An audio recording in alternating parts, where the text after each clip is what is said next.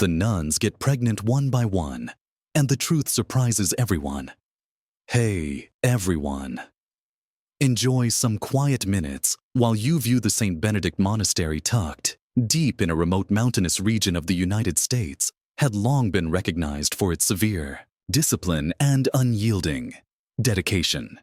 The nuns there committed their entire lives to prayer, conforming to God's commandments without any touch with the outside world. Save for a loud charitable work, things progressed in sacred order till one faithful morning when the actual nightmare began. The chapel bell sounded, marking the morning service. The nuns, dressed in their black clothes, slowly entered the rows of wooden benches, their eyes down in prayer. Mother Superior Mary stood before the altar, look stern, yet filled with love, yet justus. She began chanting the prayers. A piercing gasp pierced the stillness. Sister Lucy, only 22 years old, suddenly collapsed. The entire monastery was plunged into shock. Lucy. Another nun, Sister Agnes, came forward, in panic to support her. Lucy was pallid, her breath strained, one hand grasping her tummy as if in pain. Some nuns mumbled anxiously, some scurrying out to seek aid. Mother Superior Mary hurriedly came forward, her face etched with worry. Take her to the infirmary immediately. Sister Anna and Sister Teresa instantly assisted Lucy, moving her away. As the rest of the nuns muttered in concern, everyone realized that something was dreadfully wrong, but no one dared to voice it openly. An hour later, Dr. Raymond, the physician, summoned by the monks, emerged from the infirmary. He was a middle-aged doctor, having years of expertise dealing with churches and monasteries. Yet now his face was Ashina's. If he himself couldn't believe what he was about to say. Mother Superior. Raymond hesitated, then dropped his voice. Lucy displays indications of pregnancy. Mary froze. That's absurd. She spoke softly, her eyes turning frigid. No one in this monastery could have done such a thing. I thought so too, Raymond groaned, wiping sweat off his brow. But the indicators are apparent. Her tummy has slightly protruded, and she shows symptoms linked with pregnancy. The air in the room seemed to freeze. We must inspect all the nuns. Raymond continued. Mother Superior. Mary remained silent for a long time before finally nodding. The news about Lucy spread like firestorm, and when the other nuns had inspections, the ensuing discoveries were even more surprising. Not only Lucy, but at least 5 other nuns displayed similar indicators. Mother Superior Mary felt like if she were locked in a nightmare. These young, clean nuns who had dedicated their life to serve God. How could they be pregnant? No guy had ever set foot in the convent. This was impossible. Yet still, it had happened outside the monastery. Rumors spread. Some people murmured of odd happenings within the monastery. Stories began to emerge. Some claimed the abbey was cursed, while some more malevolent suggested the nuns had done terrible faults. The scandal swiftly reached the ears of Bishop Gregory. Gregory was a powerful man with a stern face and piercing eyes. He prided himself on keeping the purity and reverence of the church. But he was also renowned as a harsh traditionalist who tolerated no scandals. Upon hearing the news from St. Benedict Monastery, he quickly called an emergency meeting. This is unacceptable. His voice roared within the cathedral. We cannot allow a scandal like this to dishonor the church. A young priest, Father Alphonse, nervously stood up. But Your Excellency, we don't yet know the whole story. If there is something strange at play here. Gregory squinted his eyes. There is nothing strange, simply that these nuns have broken their promises. But if they are innocent, there is no such thing. Gregory disrupted. We will go to the monastery immediately. If anyone is guilty, they shall suffer due punishment. Hours later, a parade of carriages arrived at St. Benedict Monastery. As Gregory and his senior clerics came out, the atmosphere grew heavy. The nuns stood and rose in the monastery. Courtyard heads bent in terror. Mother Superior Mary stepped forward to greet them, maintaining her cool demeanor, though within chaos. Raged. "Welcome, Your Excellency," she said in a controlled tone. "I trust you have come to learn the truth." Gregory scanned the group of terrified nuns. The reality is already evident. Mother Mary now only. Judgment remained within a day. News of the scandal at St. Benedict Monastery had spread to the entire region. Outside the monastery, gates people began assemble. At first, they merely cast interested stares, but soon, whispers turned grumbling, then into anger. "They are sinners," a man cried. "God will punish these liars." A group of elderly women, previously devoted supporters of the monastery, suddenly looked upon the nuns with contempt, wet-rusted them, and now they have insulted the Lord. The first stones were thrown. The monastery gates. Mother Superior Mary stood on the balcony gazing down at the yelling mob. She knew the worst was yet to come. This was only the beginning. Amid the horror, the gates of St. Benedict Monastery remained completely locked.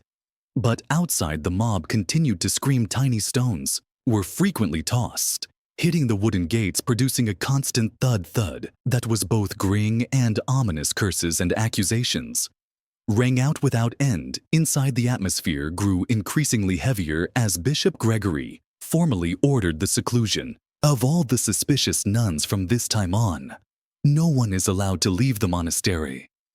His voice was cold. "We must unearth the truth." Mother Superior Mary stood before the bishop, her hands grasping the hem of her dark robe tightly. "Your Excellency, I fear something is not right." Her voice stayed cool but adamant. "We had committed no sin. My nuns could not have done this." Gregory smirked. "Impossible. Then where did these signs of pregnancies come from?"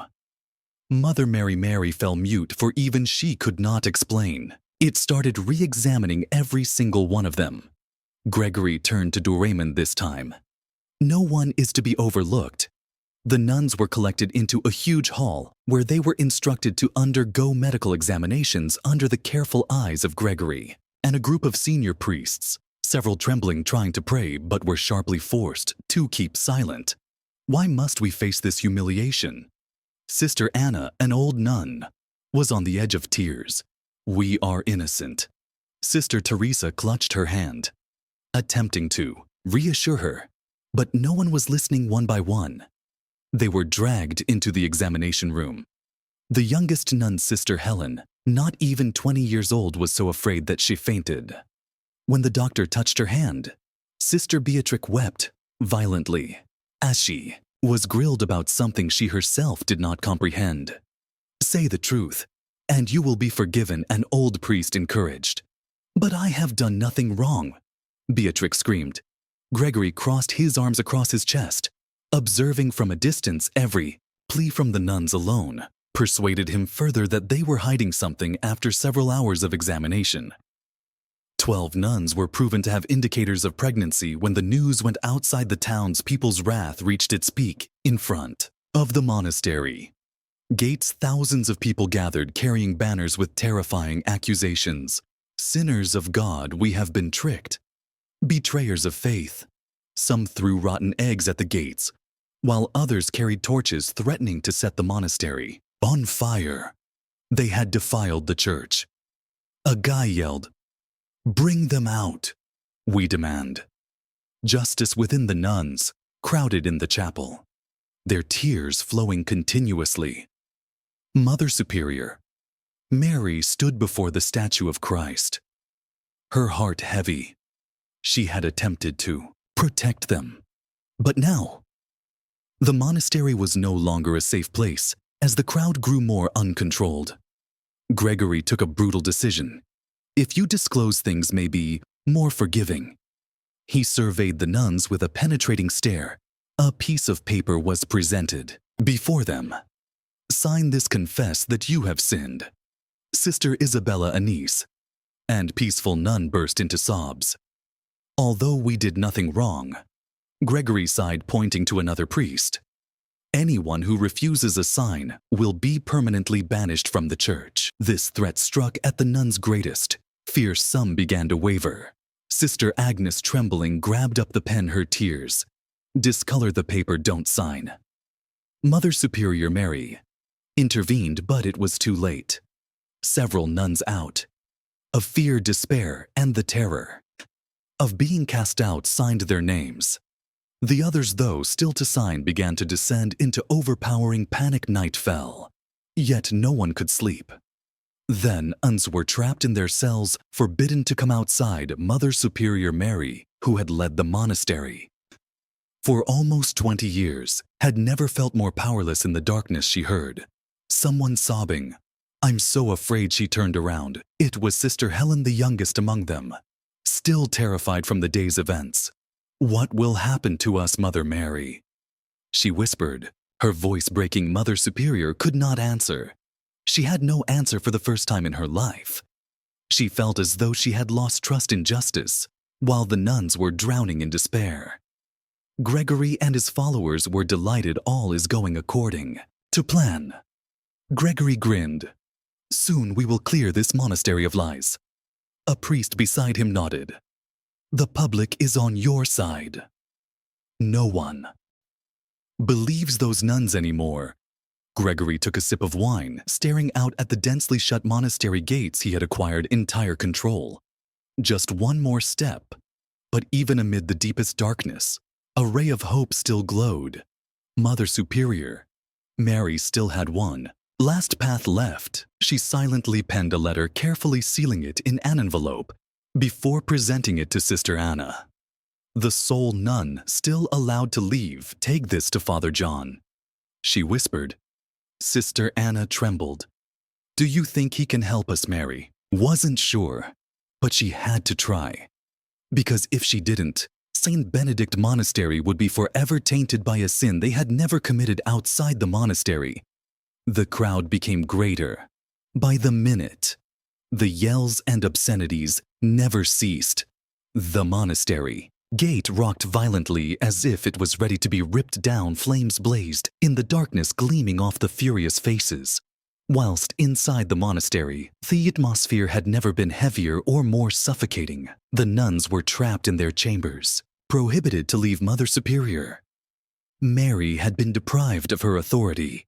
Now everything was fully in Bishop Gregory's hands. The next morning, an emergency meeting was organized within the monastery grounds. Gregory sat at the central seat, flanked by a group of senior priests, all wearing stern expressions. "We cannot allow this monastery to continue causing humiliation to the church," Gregory remarked gravely. "I recommend the removal of all nuns who exhibit signs of pregnancy." One priest, Father Stephen, hesitated. But might there have been a mistake in the diagnostic? Gregory narrowed his eyes, plainly displeased. "A mistake. All 12 of them have the same symptoms. What further proof do you need?" Papa Stephen placed his lips together, not dare to speak. Further, another priest, Father Vincent, spoke up. "I agree. If we don't move promptly, the church's name will be damaged." Gregory smiled in satisfaction. "Then it's determined." He announced all those guilty shall be expelled. When news of this decision spread, the rabble outside grew even more. Furious, they ignited candles and hung banners with frightening slogans. "Evict them all. This monastery no longer belongs to God. They are frauds." The hammering on the gates became more violent. Within, the nuns trembled. Some prayed in desperate whispers, while some grieved silently in terror. Sister Beatrix mumbled, "We're going to die here, sister." Isabella embraced her firmly. "God would not desert us, but even as she spoke those words, she wasn't sure if she believed them herself. That night, a catastrophe occurred. Sister Helen, the youngest of them all, could no longer stand the pressure. "There's nothing we can do." Her voice quivered. "Going to kill us, sister?" Teresa tried to again convince her. "No, we will find a way." But it was too late. Helen leapt forward and smacked her head against the stone wall, slumping to the ground. "Helen!" the nun yelled, racing to catch her. Blood ran from Helen's forehead. Her eyes clouded Mother Superior. Mary stood, frozen tears running down her face. "Dear God, we cannot let this continue." When Gregory heard the news concerning Helen, he showed little sorrow. That was her choice. He remarked coldly, "Father Alphonse, the youngest among the council, could no longer contain oneself. Do you not see that something is dreadfully wrong? A nun took her own life because of this tyranny." Gregory shot him a nasty, blad-like gaze. "She was weak, and the weak have no place in the church." Alphonse clenched fists but dared not say anything more. The nuns were locked away in isolation. Less than an hour later, a new order was issued. All the nuns showing signs of pregnancy were confined to isolated chamber, banned from talking with anyone. The door was fastened tight.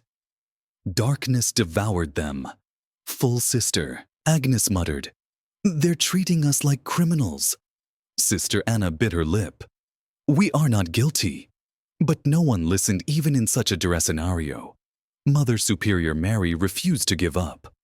She knew there was only one person who could aid them: Father John. But how could she approach him as darkness fell? She called Sister Anna over. "You're still permitted outside, aren't you?" Anna nodded. "Send this letter to Father John. Don't allow anyone see you." "Sister?" Anna took the letter, worry clenching in her chest. If she was found, they would face terrible punishment, yet they had no other choice. Sister Anna snuck outside. Entering the monastery courtyard where guards roamed the grounds, she shivered her heart. Thumping a light flickered. A priest was approaching. Anna pulled herself against the wall, holding her breath. The figure went by, ignorant of her presence. She continued racing, reaching the side gate, slipping through the little space, and vanishing into the night. She had to find Father John, because this was their last chance to be rescued. Darkness enveloped St. Benedict Monastery. The angry screams of the protesters outside still reverberated through the thick stone walls. Clashing with the screaming wind, terror poured into every corner. Boot in a concealed corridor, Sister Anna was racing. She touched Mother Superior Mary's letter fiercely, her heart pounding. One small mistake, and she would be found. Then their final hope would be lost, forever slipping past the side gate. She walked the narrow path headed into the next village, where Father John often visited. But just as she got past the convent walls, a voice rang out behind her. "Where are you going?" Sister Anna froze and turned. About a person stood under the moonlight. Father Vincent. Father Vincent was one of the priests at the church council. He was not as brutal as Gregory, but neither was courageous enough to publicly oppose the bishop's authority. Anna swallowed hard, attempting to be calm. "I just needed some fresh air," she replied softly. Vincent squinted his eyes and stepped closer. "At a time like this," his voice carried suspicion, "I suspect you're holding something." Anna took a step back, gripping the letter firmly. "Please, Father, don't stop me," she implored. Vincent sighed, locking contact with her for a brief while. His stare no longer conveyed mistrust, only hesitating. "You're going to see Father John, aren't you?" Anna stiffened. She couldn't lie after a tense silence. Vincent suddenly turned away, his voice go. Anna was surprised, but there was no time to ask questions. She bowed her head in gratitude, then hurried fast into the night within the convent. Mother Superior Mary had been fully isolated. Her room was watched day and night. No one was allowed to see her. Gregory wanted her hushed, since he knew she was the only one still opposing him. Father Alphonse, the youngest priest in the council, discreetly found a route to meet her. As he crept into Mary's room, he said hurriedly, "Mother Superior Gregory has told practically the entire council, if no miracle happens, you will be ousted from your position." Mary nodded, yet her eyes remained firm. "Have trust in the truth, Father Alphonse. Justice is not dead yet." Alphonse pushed his lips together as if he wanted to say more. But in the end, he left in silence the next day in a public meeting at the monastery. Gregory openly criticized. Mary, in front of all the nuns and priests, stood on the raised platform. His voice was keen as a blade. Mother Superior, Mary's inadequate leadership has brought instability to this monastery. Mary was obliged to stand before everyone, yet she stayed, calm and collected. I do not believe my nuns have done anything wrong, she stated forcefully. Gregory scoffed. Please tell me, Mother Mary, why do they all show indications of pregnancy? Can you explain that Mary remained mute? She had no proof, but she felt something was deeply wrong. If you have any honor left, Gregory said, you will recognize your failure and leave this monastery. The nuns sobbed silently, but none dared to speak out. The truth was, Gregory had virtually triumphed inside the convent. Some nuns began to prefer. Sister Teresa whispered to Sister Beatrice, "What if Bishop Gregory is right?" Beatrice's eyes widened. "What are you saying? I mean, if some nun had smashed their vows, then maybe." Beatrice grasped Teresa's hand. "Hard, listen to me. Don't let yourself be tricked. This is not our fault." But doubt had already taken root. Gregory had achieved his goal. He didn't need the nuns to admit, he merely needed them to doubt themselves. 3 days later, the church council issued its ultimate judgment. All 12 nuns were to be banished from the monastery, never to be allowed into any religious order. Again, they will be kicked out tomorrow. Gregory revealed some nuns broke into tears. Some prayed, but no one could change things. Mother Superior, Mary closed her eyes and whispered, "Lord, please help us."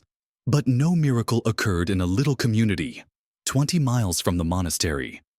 Father John read the letter from Mother Superior. As he reached the last line, his face became pale. "My God," he whispered. Sister Anna shook as she stood before him. "Do you believe us?" John lifted his head, his eyes bright. "I suppose."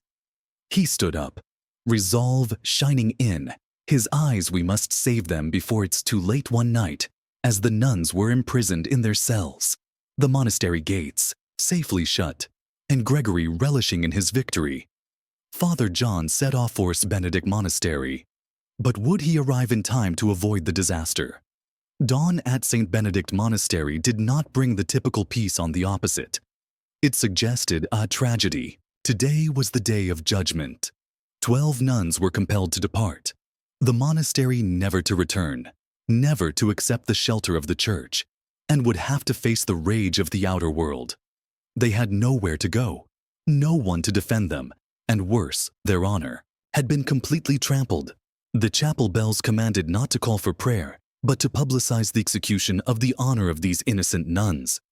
Bishop Gregory stood at the monastery entrance, hands clasped like a judge, looked down as those being dragged out. "You have betrayed God, betrayed the church." His words boomed out. "Now it is time, asking you to pay the price." Mother Superior Mary was forced to observe. Despite having done everything in her power to halt this decision, she could not believe the church was allowing this to happen. Sister Beatrix wept, hugging her habit closely. "We have done nothing wrong. Please let us explain." Gregory ignored her. "Please, you have your chance to confess, but you chose defiance." He gave a signal. The monastery gates opened. Outside, a crowd had already gathered when the nuns stepped past the gate. A storm of rage, tainted traitors. "God has cursed you, escape out of." Here stones were hurled. Sister Agnes threw herself in front of Sister Helen. However, a rock struck her shoulder, forcefully causing her to collapse. Mother Superior Mary hurried forward, covering her nuns. "Stop, they are innocent." Yet no one listened. A man sprayed unclean water at them. An old woman who once venerated the monastery now spat on the ground. "I used to believe in you, but you are nothing but frauds." Sister Beatrix choked on, her sobbing, looking back at the monastery.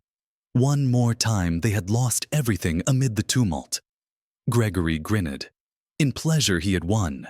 He had removed those who stood in his way, demonstrated his authority, has taken entire control of the monastery. Father Alphonse, the only one who dared to challenge him, stood. Frozen, do you feel no shame? He whispered. Gregory gazed at him and scoffed. Shame. I just preserved the honor of the church. In the depths of despair. A person appeared in the distance. Father John had arrived. Sister Anna, who had risked everything to deliver the letter to him, pressed herself against the gate, eyes brimming with optimism. But will he be in time to stop this disaster? John strode toward the mob, but Gregory's men blocked his way. I need to meet with the bishop instantly, he demanded. But the soldiers did not move. John was stopped right at the gate as the innocent sisters were taken out of the convent. Like criminals, 12 nuns were flung onto the streets with no one to protect them. Gregory ordered the monastery gates to be locked, as if erasing their existence. Everlasting Sister Helen shook her eyes filled with terror. Where will we go? Mother Superior Mary grasped her hand securely, though she too was overwhelmed with uncertainty. I don't know, but I will not leave you alone. They began walking under the disdainful gazes of the locals. Though obstructed, John would not lose up. He peered hard at the tightly closed monastery gate, then turned to the army. This is error.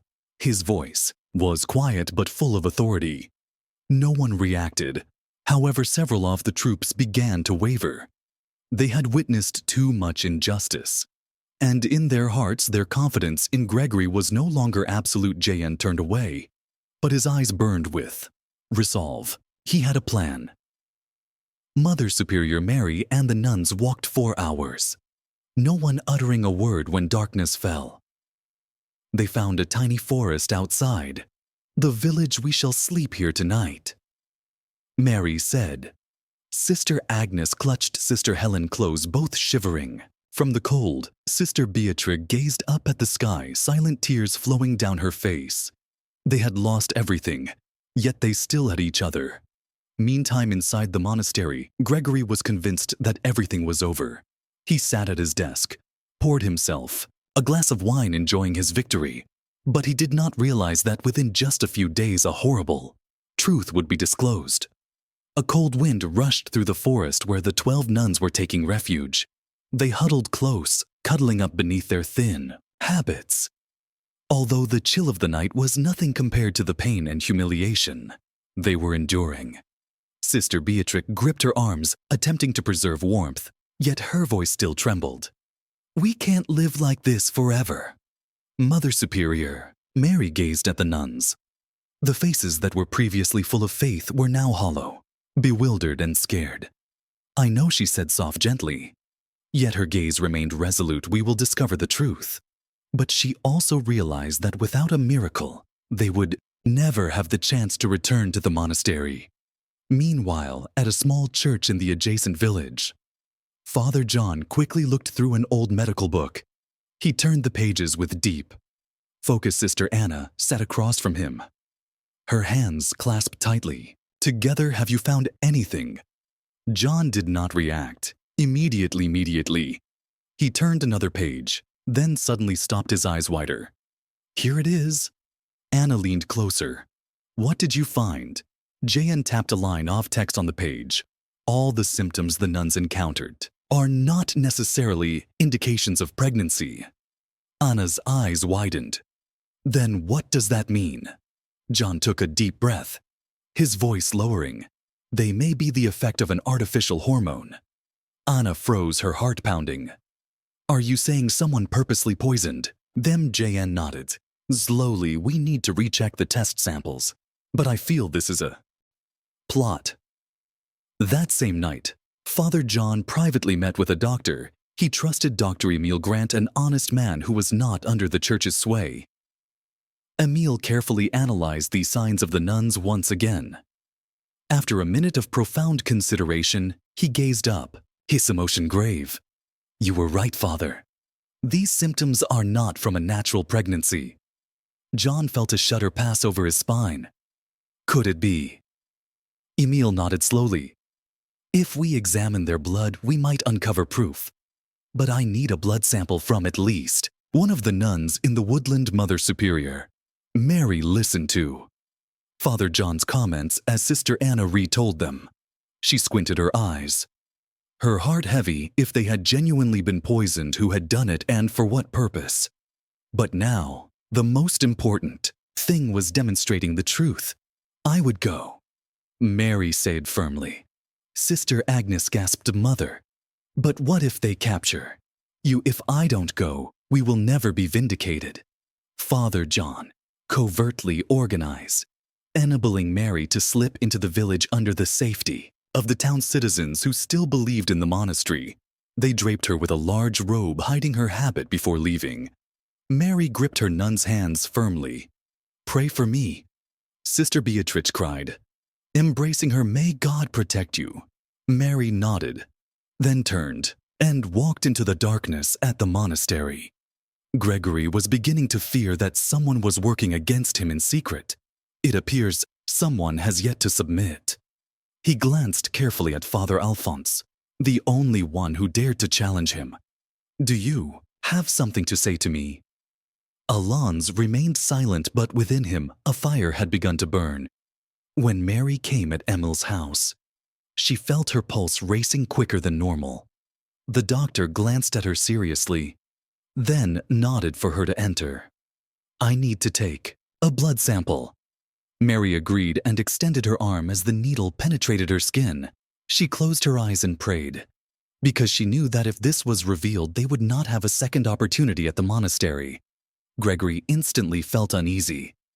Find Mary soon. His soldiers spread out, searched for her everywhere, but by the time they reached the woodland, she was already gone.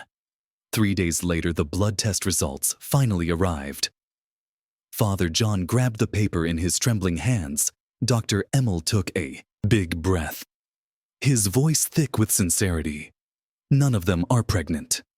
Sister Anna's jaw fell open. Then what are those indications? They were induced by a hormone that was introduced into their bodies through food or drink. John felt his blood become cold. Someone purposely did this, and they knew exact lie who was behind it all. As Father John read the results, a scary thought rushed through his thoughts. He looked up at Sister Anna, his voice lowering. Gregory manipulated everything to get control of the monastery. Anna gasped. He did all of this need to overthrow Mother Superior. J.N. nodded, his eyes flaming with rage. Now that we have proof, we must bring it to light before it's too late. Just as John was preparing to return to the monastery, a villager rushed up to him. They are hunting for you. John jumped to his feet. Outside, Gregory's knights had came surrounding the settlement. Time was running short. Bishop Gregory's knights had surrounding the village from the window of the room where Father John was staying, the flickering torches, seeing the soldier's armor shining in the dark night. Sister Anna shuddered, grasping the edge of her rope. They came too fast. Father John gazed down at the blood test results on the table. A mounting sensation of anxiousness filling his chest. We had to leave immediately. If we're captured, the truth will be buried forever. Dr. Emil nodded hastily, stuffing the vital documents into a leather bag. I can help you escape through the back way. Outside, a dominating, icy voice rang out. Open the door by direction of the bishop. We are performing a search. They had no time left. Dr. Emil led them to a small door at the back of the home. This way will bring you out of the village via the pine forest. J.N. offered an appreciative nod, but before departing, he grasped Emil's hand. You must flee fast. If they detect you, they will not spare you. Emil wrinkled his brow, but grasped the true risk. I will head south. Be careful, Father John. There was no time for more explanations. J.N. and Sister Anna hurriedly slid through the lawn, vanishing into the darkness. Just as they disappeared, the front door was smashed. The night rushed within, their eyes filled with menace. Dr. Emil, are you harboring anyone? Emil held his composure while his heart pumped wildly. I am only a doctor. Why are you hunting for me? The commander narrowed his eyes, scanning the room, but there was no trace of John or Anna. They had escaped. Just in time, at the edge of the forest, Mother Superior Mary and the nuns remained hidden. No one spoke. Only the cold wind rustled through the trees, mingling with their silent prayers. Sister Beatrix nestled behind Sister Helen, muttering, "How long can we exist like this, continuously running?" Mary stayed silent. She understood. They could not live in the shadows forever. Yet returning would risk capture. Or, worse, suddenly footsteps sounded in the distance. Everyone tensed, ready to leave. But then a familiar voice yelled out, "Mother Mary, I bring news." Sister Anna appeared from the darkness, followed closely by Father John, tired, but his eyes ablaze. "Mother Superior." Mary raced forward, clutching John's hands. "Did you uncover anything?" John didn't answer instantly. Instead, he retrieved the blood test results from the leather pouch. "They're not pregnant." The nuns gasped, unable to believe their ears. But why did we have those symptoms?" Sister Agnes stammered. John tightened his grip on the page, his voice grim. "Someone placed hormones into your food and drink. This was a conspiracy." Startled silence came over the group. Mary inhaled deeply, stooting herself. "Then who is behind it?" John met her eyes. Gregory, meantime, at St. Benedict Monastery. Bishop Gregory remained, uneasy, as if his victory was already achieved. Father Alphonse, however, scared, decided to face him once more. "You have gone too far," he replied, his voice shivering with wrath. "You have ruined an entire monastery for your own goals." Gregory chuckled coldly. "You are too ignorant, Alons. This is not about ambition. It is about power." Alphonse tightened his fists, but Gregory was too powerful to overthrow alone without proof. There was little he could do in. The woodland Mother Superior Mary made her decision. She would confront Gregory. "We must return," Sister Helen screamed. "But what if they capture us?" Mary gazed around her, stare steadfast. "We have evidence. If we do nothing, evil will triumph." Father John nodded. "I will go with you." They had steeled themselves for the ultimate battle. As soon as Mary and John stepped out of the forest, one of Gregory's soldiers spotted them. His eyes widened in worry, and he whirled his horse around. Galloping back toward the monastery at full speed, informed the bishop they've returned. The next day, in front of St. Benedict Monastery, tension permeated the air. Gregory stood on the monastery steps, hands clasped together, staring down at the nuns he had deported. Mary came closer, her eyes locking on his. "I know what you have done." Gregory lifted an eyebrow but maintained his calm tone. "Yeah, and how do you mean to establish that?" John held up the blood test results, his voice echoing. "We have proof." The crowd grumbled and the top priests exchanged glances. A shudder shot down Gregory's spine. He knew the game had changed. Father Alphonse, who had been silent till now, suddenly stepped forward. "If you are innocent, enable the church council to check the truth." Gregory said nothing because he had no way out. Darkness had enveloped the monastery for too long, but suddenly light was beginning to shine through St. Benedict Monastery. Once a symbol of sanctity and reverence, now stood at the center of a tempest of justice and truth. Mother Superior Mary immediately standing at the gates, facing Bishop Gregory, the man who had exiled her in the convent. But this time, she was not alone. In Father John's hands was incontrovertible proof. "We have test results confirming that the nuns were never pregnant." John said they were poisoned with anfake hormone. The entire monastery became silent. The top priests exchanged tired eyes, worry creeping across their expressions.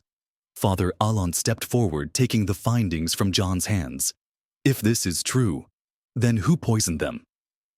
John peered squarely into Gregory's eyes.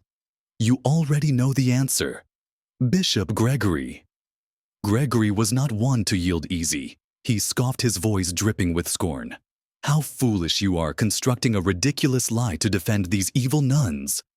Mother Superior Mary went forward her, eyes keen as a dagger if they are guilty Latan. Impartial doctor, check them if you have nothing to conceal. What are you frightened of? Gregory was temporarily speechless, but he soon calmed himself and turned to the senior priests. This is a sham. We cannot trust. A test conducted by an unknown doctor. At that moment, Dr. Emil Grant, the man who'd conducted the tests, moved forward from the audience. I am Dr. Emil Grant. He analyzed the blood samples of these nuns, and I swear before God that they are innocent. A whisper of shock surged between the priests and the gathering townspeople.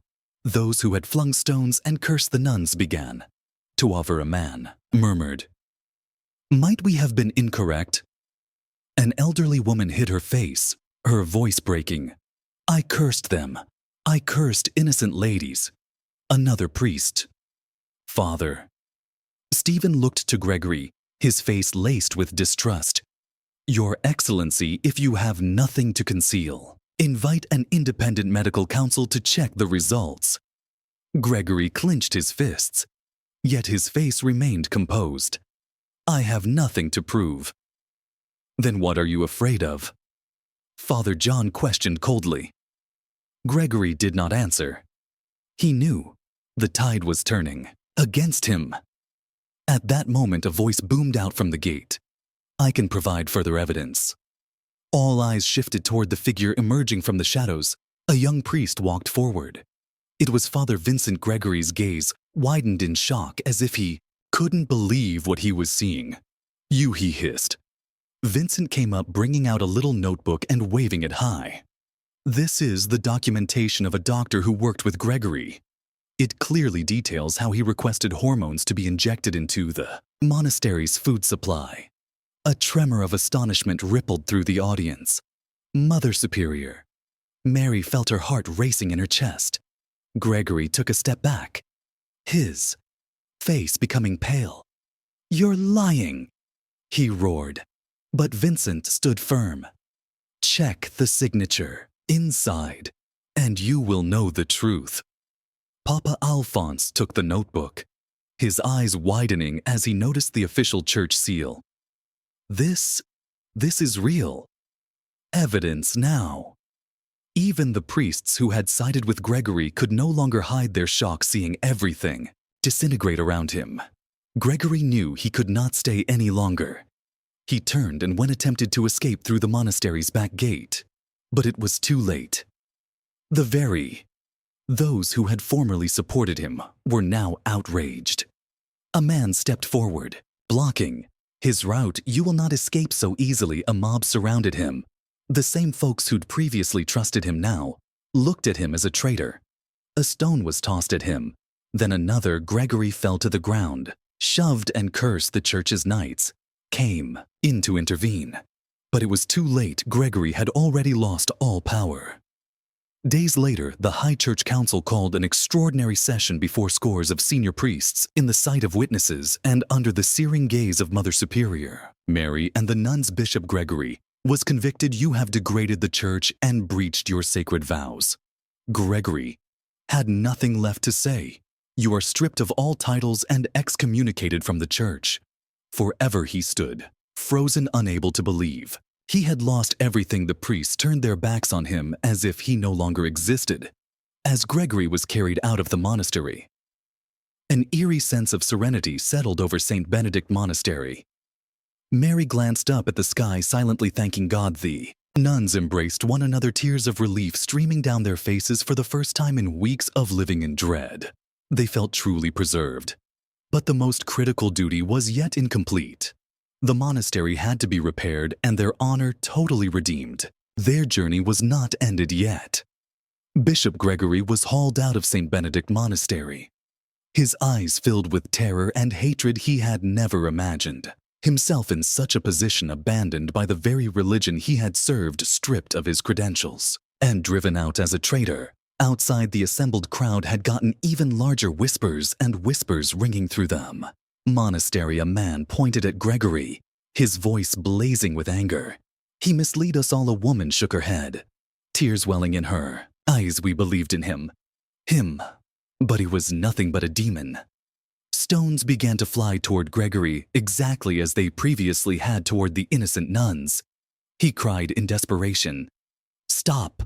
I am a bishop I served God, but no one trusted him anymore." The churches, knights stepped in sheltering Gregory from the mob, not to save him, but simply to remove him as swiftly as possible to obliterate his influence forever. A senior priest handed the ultimate verdict. "Bishop Gregory, you are stripped of all ranks and barred from entering any monastery across the entire territory. From this time on, you are no longer a part of the church." Gregory dropped to his knees, his lips trembling. No, this cannot be. But this was the truth. He had lost everything as Gregory was led away. The monastery. Gates swung open. Freed at last from his corrupt control. Mother Superior Mary stood at the entrance looking at her nuns. The women, who have undergone so much suffering, humiliation, and injustice today, they have been vindicated. Father John moved forward, his voice loud and resolute. All the nuns of St. Benedict Monastery are blameless. They never breached their vows. Quiet stretched over the crowd, then a single clap blasted through an elderly woman who had formerly cursed the nuns, now went to her knees before Mother Superior. "Forgive us, we were blind." Mary gazed at her, then at the gathered folks, before speaking gently. "Truth has prevailed, but more importantly, we must all learn to forgive." The nuns embrace each other, their tears falling. Yet they were no longer tears of grief, but of joy and relief. 1 week later, the High Church Council summoned a special assembly to inflict Gregory's last sentence in the greatest city nearby. Where the church tribunal was headquartered, a secret trial was held. The senior priestmen who had once stood beside Gregory now turned their backs on him. A cardinal spoke seriously. "You exploited your power to punish the innocent, dishonored the church, and caused conflict within the community." Gregory had no strength left to resist. He could neither run nor deny the reality anymore. The ultimate sentence was rendered. Gregory was permanently banished from the clergy. All his goods and privileges were stripped away. He was condemned to exile in a secluded monastery, where he would live for the remainder of his days in seclusion without power or dignity.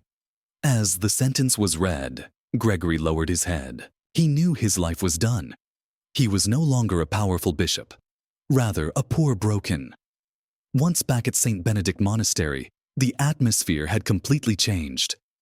Mother Superior Mary stepped into the great hall, where the sisters waited in a line there, eyes filled with devotion and love. Sister Beatrix came forward, placing her arms around Mary. "We're home again." Mary smiled. For the first time in weeks, she actually felt at ease. God never abandoned us. Father John stood beside her, nodding. Truth always finds a path to prevail. The very people who had formerly criticized the monastery now returned with reverence. They came to confess, to pray, and most of all, to beg forgiveness. From the nuns they had insulted, a group of women bought flowers, putting them at the monastery gates as a gesture of remorse. A man turned to Mary and said, "If it weren't for you, the truth would have never been disclosed. You are the light that guided us." So Mary smiled, but she realized this victory was not hers alone. It belongs to everyone who had battled for justice. Not long after the monastery undertook a full reform, strict laws were changed to ensure no one could exploit it again. Honest and pious priests were recruited to oversee its government.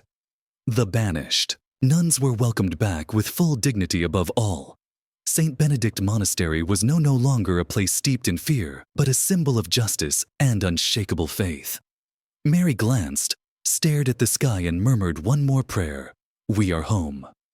3 months after, justice was served. St. Benedict Monastery had been entirely renovated once, a location overshadowed by darkness, dread, and oppression. It had now become a light of truth and resilience.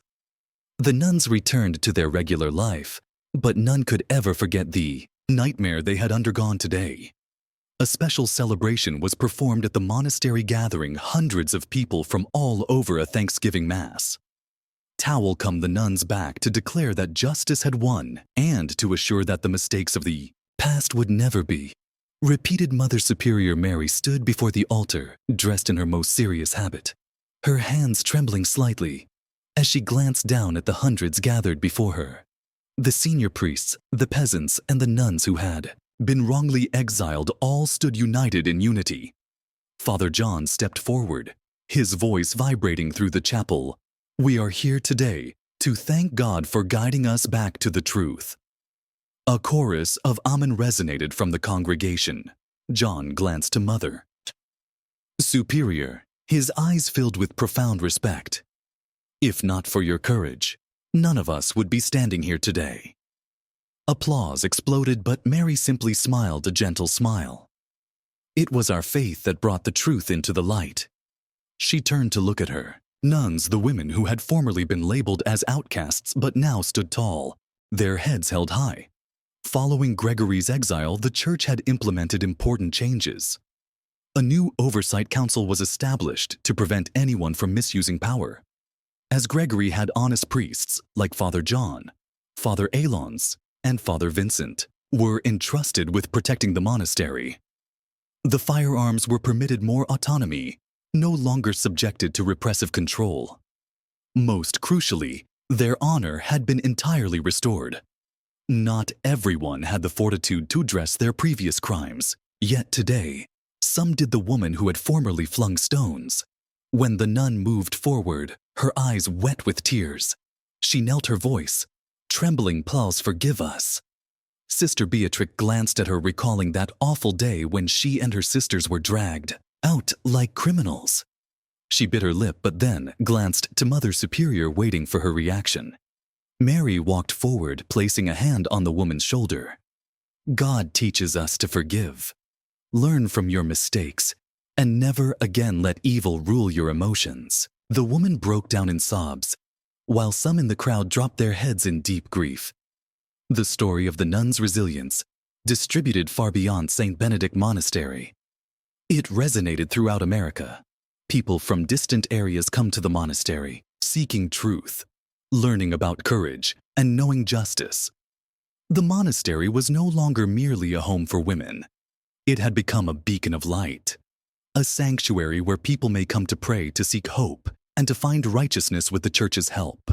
The once expelled nuns were not only welcomed back, but were given compensation for their suffering.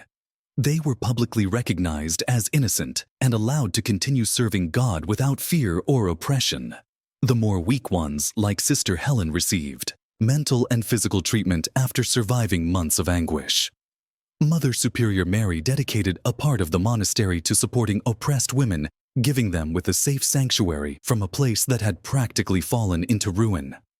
St. Benedict Monastery had risen stronger than ever yet. Nuns spoke of Gregory openly anymore. Murmurs about him still spread in a distant monastery. Far in the woods, Gregory now lived in seclusion. No authority, no glory.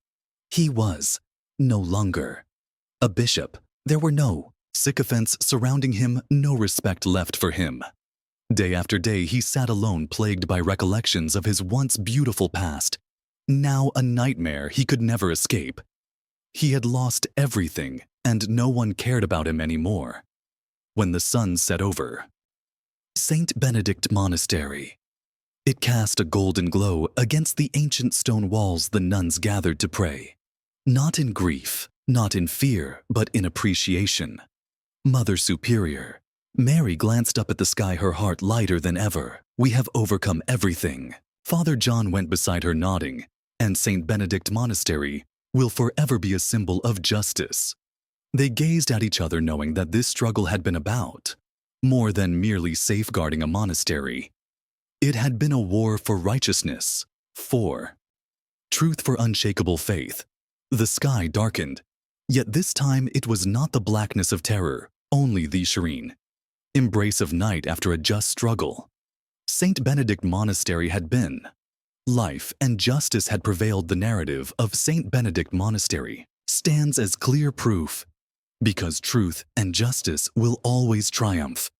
No matter the difficulties, no matter the unfairness, it reminds us that unshakable faith, courage, and solidarity can enable people overcome even the most oppressive forces. At the same time, it serves as a harsh warning about the repercussions of power corrupted, proving that those who perpetrate evil will never escape condemnation.